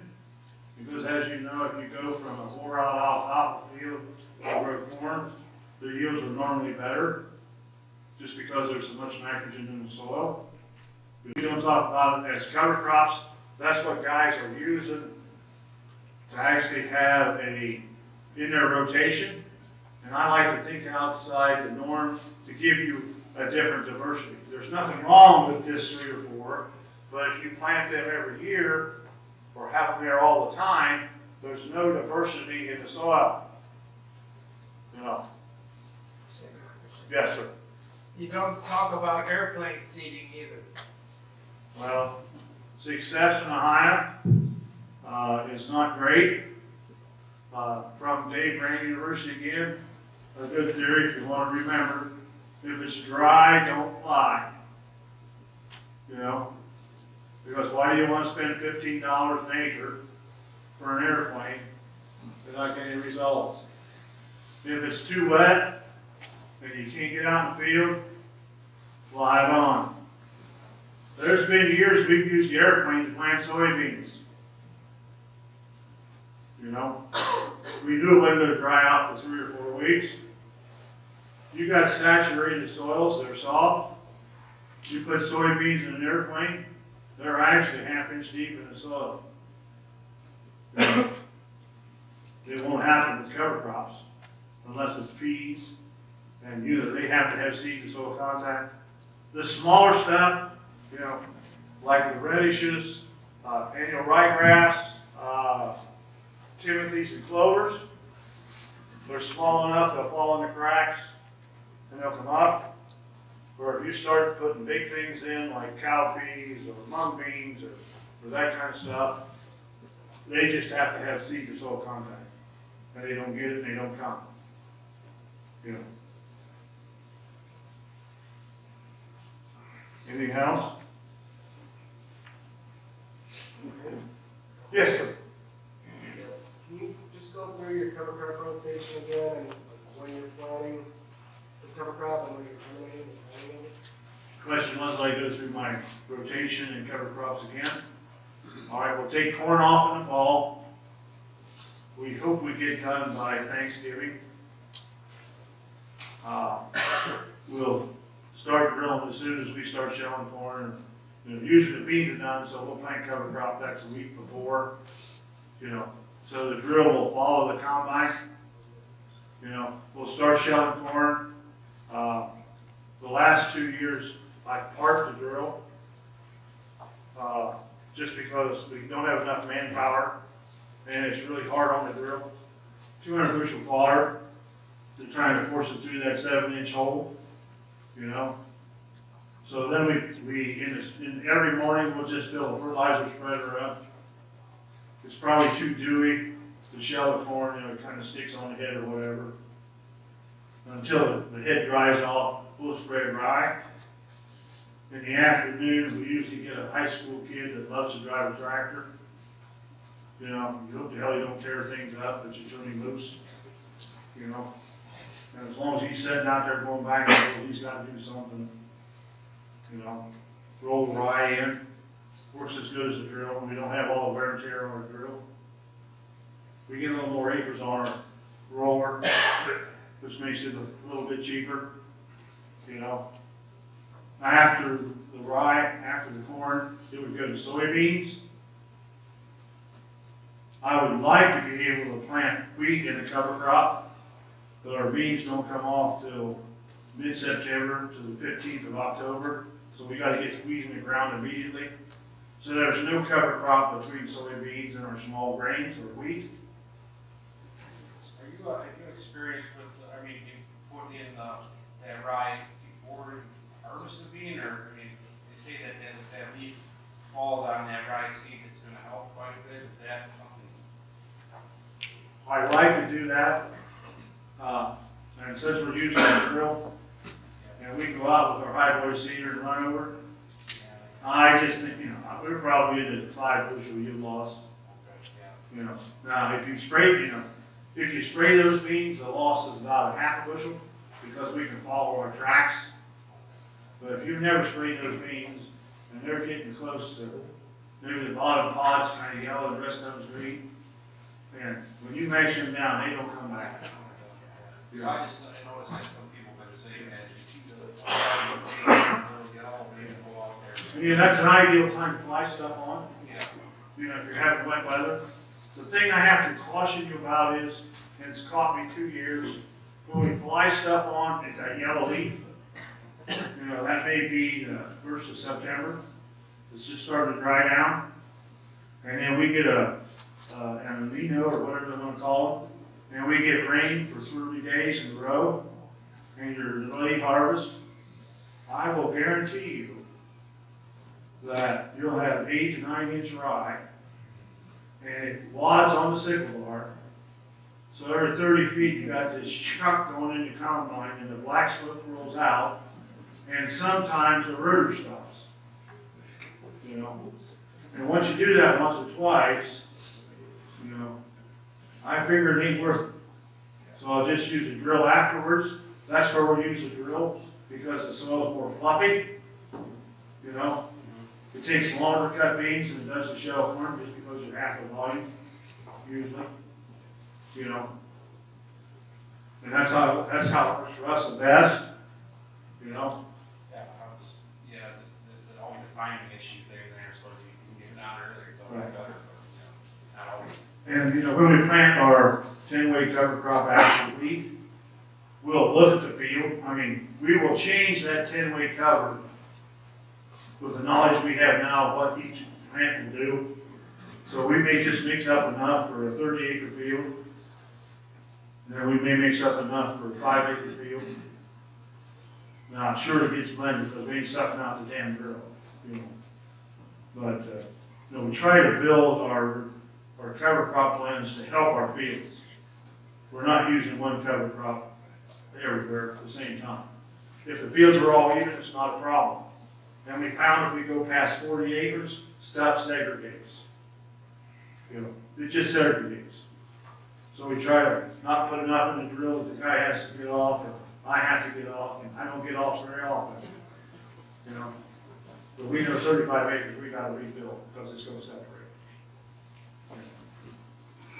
And that's the neat thing. And to go on to that, since we've been in this so long, we got fields that's had a multiple species 7 times.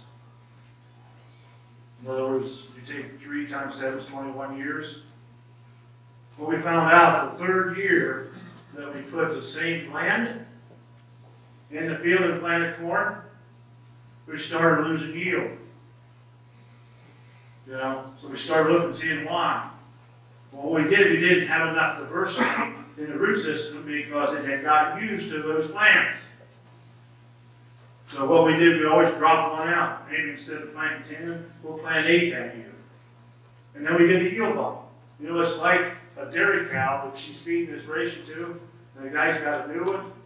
You change the ration on a dairy cow, she'll milk like hell for 3 or 4 days. You know? And we find the same thing in the soil. You know? So if you're in a long-term situation, don't keep repeating the same cover crops. Change up or down. Find something you haven't used. You know? Does one variety make that much change? One variety will make that much change. Absolutely. Because it's just like me, you know, when I eat steak every day, sometimes it's fun to have a piece of fish, you know. I feel better. Yes, sir. Any experience with frost seeding into wheat, red clover, or any recommendations? We have done it. I don't like to do it. Mainly because we're trying to push our wheat yields to 100. Anything over 80, there ain't enough sunlight in the soil to get it to grow. So no use to waste the money early spring. Wait till you get the wheat off, go in and do a August seeding. We have more successful. We have better stands. You know, if you want to produce 40 or 50 bushels, I'd sow clover. But our goal, I mean, we lose money on wheat. I'm not afraid to tell you.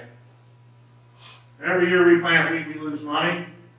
We can make money on more on a corn bean rotation. You know? But when I do that, I have to spend more money for nutrients. If I can get my big 10-way cover in, normally we can reduce our input costs by 100 to 150. A couple of years it was 200. So I'm saving $200 worth of stuff I don't have to buy. I plant double crop beans, I run 30 bushels the acre. I got a combine cost, I got a herbicide cost, I got a seed cost. That's about $200 an acre. You got 300 back from the beans, you make $100.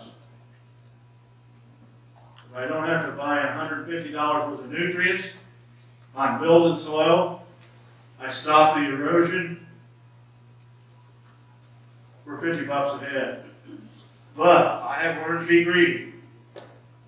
Now, we plant all the sunflowers with the corn planter. After wheat, 30-inch row. Wait 5 days. Give it a chance to swell up and sprout. Go in with an 8 or a 10-weight mix. Get on the internet. Tell them you got a chance to come take some sunflower pictures. $100 a half an hour. You know? Last year, grandson made $10,000. He had a schedule for a month, every half hour, for 14 hours a day. Somebody coming to a picture.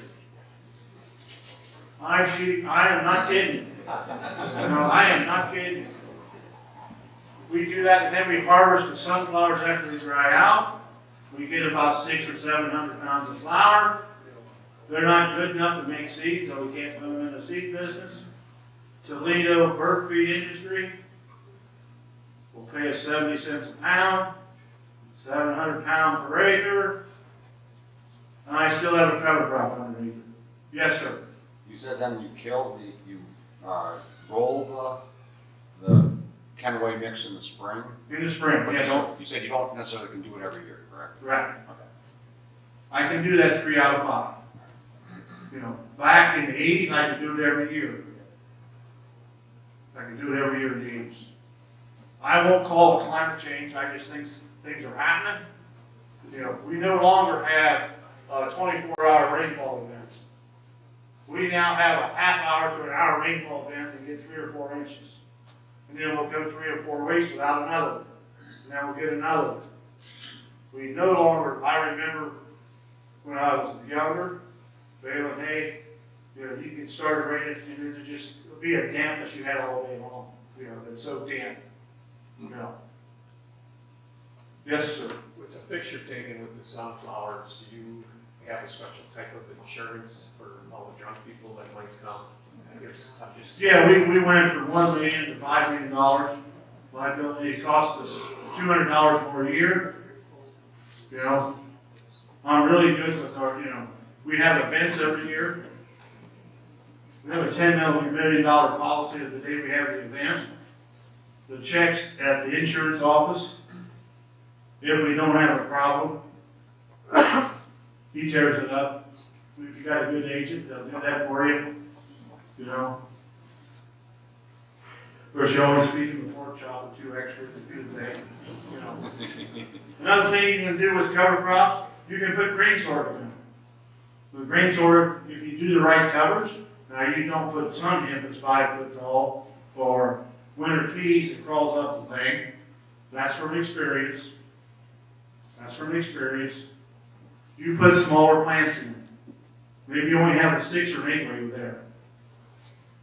But we've harvested 1,300 pounds of grain sorghum, which is milo, which is corn, at 11% protein. We fed it to the hogs because my bird feed guy only wanted to give me 30 cents a pound, and I didn't think that was enough, so I ticked him off, you know, and I fed it. Best feed I ever did on the hogs. If you have livestock, you can do lots of things. Yes, we did that after week. So actually, we're having a crop we can sell, even though we're growing cover crop. That's what I'm trying to teach our neighbors, to get them thinking about it. You know, we need them beans, David. We're so far in depth. We've got to have that 30 bushel beans. You know, but they're willing to spend $600 or $500 for nutrients. you know, the next year. What about hay and stuff all of that? If you need the hay, it works. Just set the hay line so you leave about 4 or 5 inches of stubble, you know? So you got something that's gonna grow back. You know, that's the trouble with all you guys that make hay. You wanna take it till the dust flies. You know, if you set your hay vine at 3.5 or 4 inches, you got a 20% faster regrowth. You can make an extra cutting, and you hold the nutrients in the soil. Because when you cut that down to the ground and the dust is flying, the plant actually sloughs off 50% of their root system. So it has to grow that back when it starts to grow. If you cut it 4 or 5 inches tall, they don't slough off with only about 10% of its roots. You know, 20% faster regrowth, more cuttings, makes more sense to me. And the windrow lays up on top and not touching the ground, but tends to dry out faster. You know, not telling you how to farm. We just learned that when we were making hay for cattle. You know, when I had cattle. You know. Yes, sir. You let your wheat straw blow it back out the back of the combine, let it in the field, or take it off? Well, we have a cleaner combine, so we're taking probably 10 or 11 inches, and we have a conventional neighbor that has a straw market. He thinks it's wonderful. And you know, when we get 5 4 by 8 bales per acre, he's willing to pay $25 an acre for it. And I still have 12 or 14 inches of stubble left. I'll let him take it. It's money. We haven't lost that much nutrient because we're putting a cover crop right after. Now, if you did put a cover crop, you lost 85 pounds of potash. You know, I'd never sell the straw off or take the straw off. Now, if you put manure back on, that's a different story. But if you're gonna, you know, I think half of us is stupid. We were back when we were at beef cattle, but to make all the damn hay. What we should have done is went and bought it. Haul their protein back to your farm and put it on your farm. You know, when you think the cost of hay vines and balers and all that stuff, you may be able to buy it cheaper, and you're stealing them in to help your farm. You know. I say that's what we do. How do you manage your hog manure? Hog manure, well, we used to, was dry pack, and we would spread it in between planting the different crops. Today we don't have enough hogs to worry about. We may have one spreader load for 600 acres, so it doesn't matter, you know.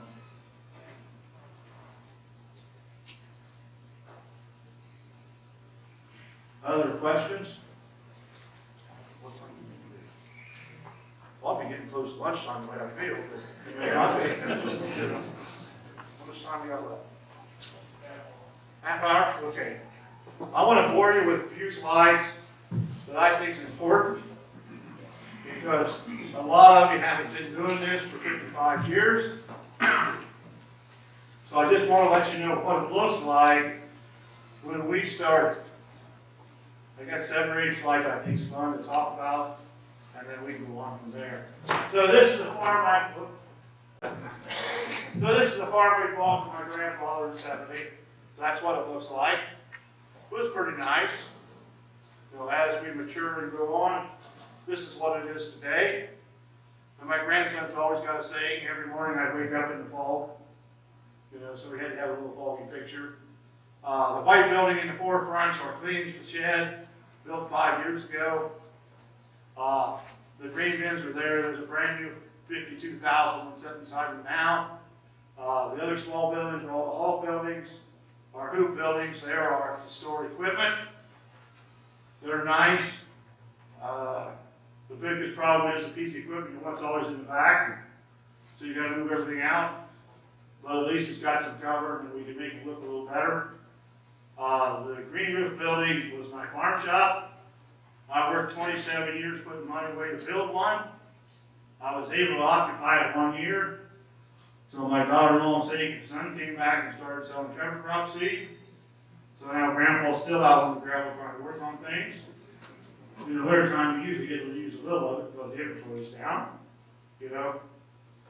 So, this is basically why I started. You know, this is basically why I started. The erosion was the key, you know. We saw this picture. I just want to tell you how important cover crops are. Look how clean that water is, you know. When I started, everybody around us was making fun of us. You know, you only got a 60-horse tractor, there's no way you can pull a corn planter, you know. So I worked with the Mennonites and Amish, and we were able to talk to them, to the bishop, and he says, if you can get us an Alice Challenge planter and teach us how to do no-till, we'll have more time to do what we need to do in our manufacturing. They actually were manufacturing wheelchairs and stuff all over the United States. So they took their time out and shut down the building while they were planning. So I figured out it only takes 4 horsepower to pull 2 rows. You know, the neat thing is this was so new it didn't have a monitor. So the 2 guys in the back's monitoring what's going on. If the seat stretching shut, they could walk on it. You know, this is our planter. This is our first planter. It worked really well the first year. The second year we had to carry a lot more chains because it's all link chain that drives everything. The third year we had to take more tools with us. The 5th year was so wore out I changed to green, you know. But this is our first no-till drill. You know, 4 foot wide, 750 pounds of concrete in the front box to get it to go in the ground. You lifted it up and hit the brake so you could turn around. And you're back afterwards, you know. Had numerous field days. We've had field days ever since 1971. The neat thing about that is you try to have one different times during the year so you get things cleaned up around the house and the barns. But you get to see new equipment. And of course, in the 70s, everybody wanted to tell you how good their no-till drills were.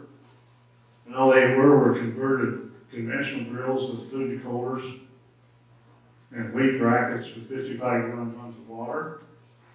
The fun thing was, we always requested they come the day before and leave at 4 o'clock in the afternoon. I got to drive brand new tractors and brand new drills every year. We'd always put them in a corn fodder field. We'd go till they plug up and just shut the motor off and walk away. I didn't make very many friends, but the companies learned how to change things to make things flow a lot better.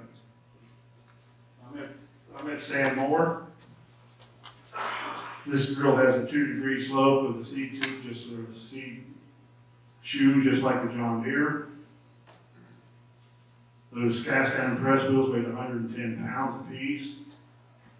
2 rows on individuals, so you had 250 pounds.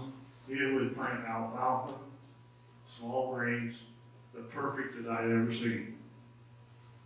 You put a soybean in it and chew it up and make it into bean meal. I never will forget, we sold 85 of these in Ohio for Sam Moore, and then guys wanted to plant beans. So I called Sam up and he flew over. You know, he come out of Northern Ireland, so he has this nice little suit on, tie.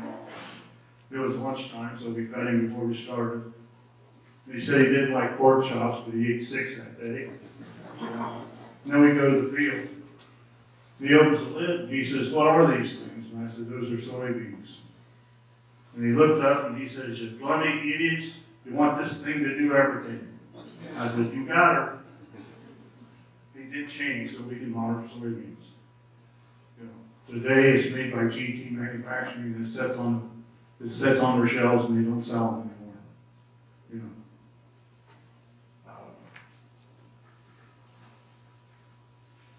What we learned is you had to do a lot of looking. That's how we learned to manage. You had to be out there, you had to dig. You had to be there, you had to see how the roots developed. You know, how many insects are eating on it. We didn't plow, so we had time to do that. But that's still what we need to do today, guys, even though we have everything we need. So my first planter from deer, that was number 1. That's a 7,000. I got that.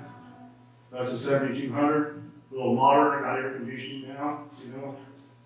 And now today, there is not a drill or a corn planter that won't do what we've been talking about all day. You know, that's how much the equipment's changed and things are going on. Our brand new planter, it's new white.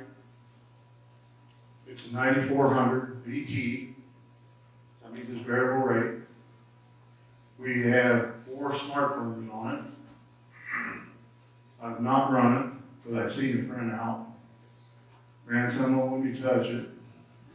But it takes organic matter on the move, residue in the seed slot, reads phosphorus and potash on the go, and can adjust the fertilizer weight if we wanted to. That is technology, guys. It still don't tell you whether it covered up the seed slot.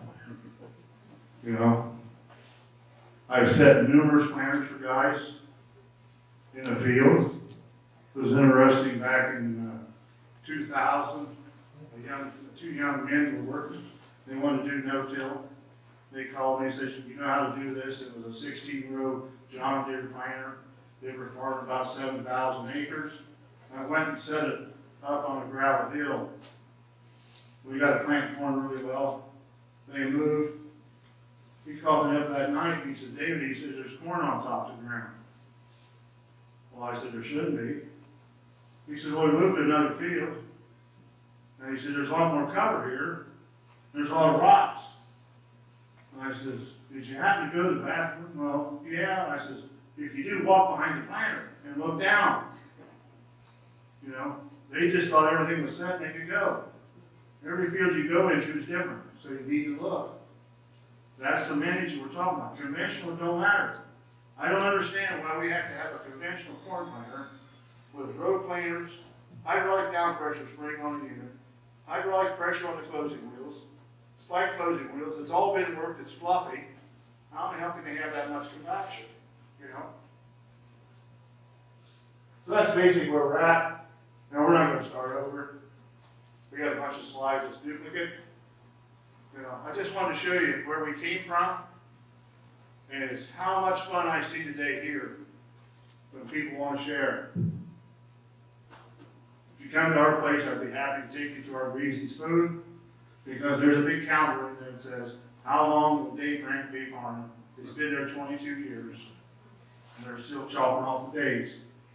But why my neighbors won't talk to me, I don't know.